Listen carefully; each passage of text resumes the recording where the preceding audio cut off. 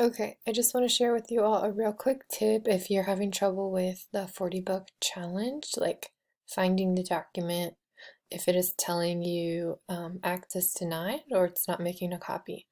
So the first part of this assignment that you did was opening this 40 book challenge workbook. If you had to open using this attachment and you had to make a copy, that was because on here, this did not show up for you. So from now on, you're just going to have to use this copy, which you will find in your Google Drive. I'll show you where to find that in 1 second. So if you used that attachment to open up and start working in your workbook, that means for this assignment right here, this is not showing up. So instead of me adding that attachment link again, which would make you a new copy and a new copy every time, what I want you to do is open a new tab, go to your school email, and go to the drive.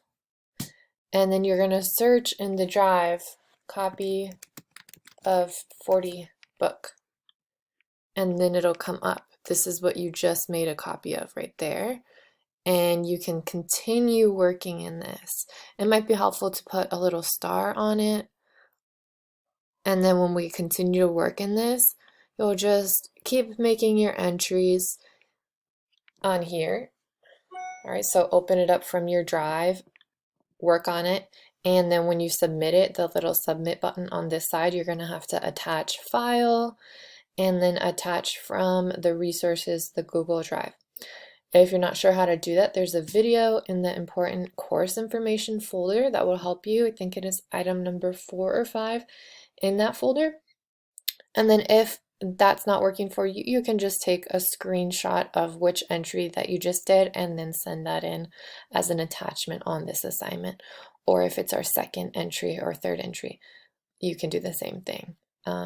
So that's what I would like you to do in case this is not showing up for you. All right, so you should have already done the first assignment, which is from here. And once you've done that, you will have this document in your Google Drive. So make sure you do this assignment. And then again, you'll always be able to find this document in your Google Drive.